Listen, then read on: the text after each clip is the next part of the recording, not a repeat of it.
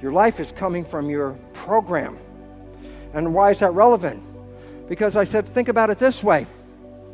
I take 3 different cells, and I say, oh, Muslim cell, Jewish cell, Christian cell.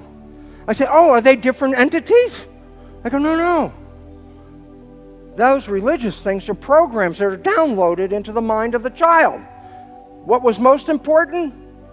They all come from the same source.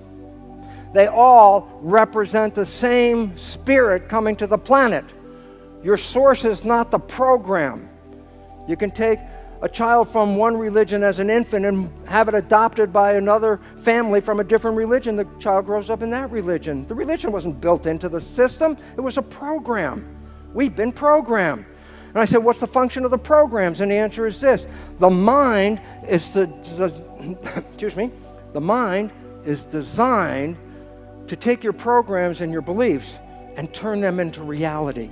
This simple sentence is very profound and complex when you get down to it.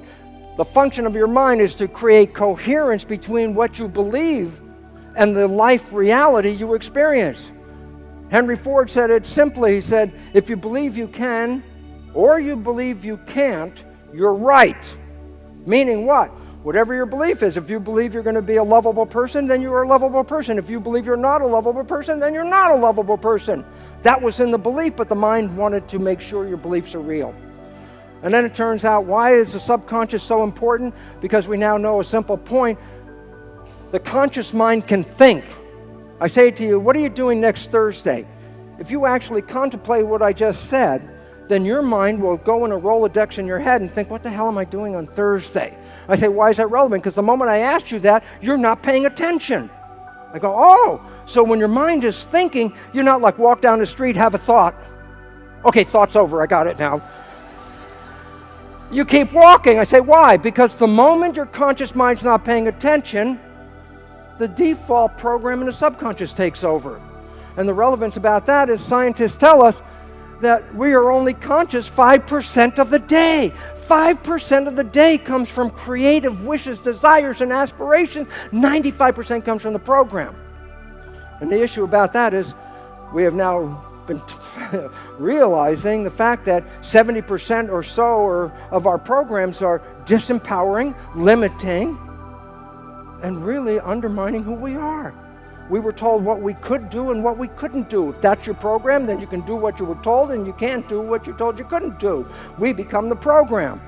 So the relevance about this is simple. In fact, it's that we only come 5% from the creative mind, 95% from the subconscious mind. I go, why is that relevant? Creative minds, wishes, desires, aspirations. I go, yeah, but you're not creating your life from that. You're creating your life from what?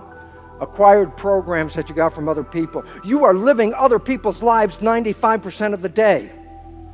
And that's why you might have trouble with your wishes of being successful and happy being compromised by the behavior you're playing. Because the behavior isn't yours. It was programmed by other people. The Jesuits knew this 400 years ago. They would boast. Give me a child until it's 7. It will belong to the church for the rest of its life. Think about what that means. If you give your education to somebody else for 7 years, then 95% of your life comes from that program, not your program. They were talking about programming, manipulating you. And the relevance when I brought this picture up after getting to this point about programming, we were in Uplift Middle East, and the audience was gagged, they were understanding, yeah, I got this program, the program runs 95% of the time, and I said, here's the problem. Why have they been fighting for so long in the Middle East? I said, look, you program kids to play with guns. You put kids in military uniforms to play with guns and to kill the enemy.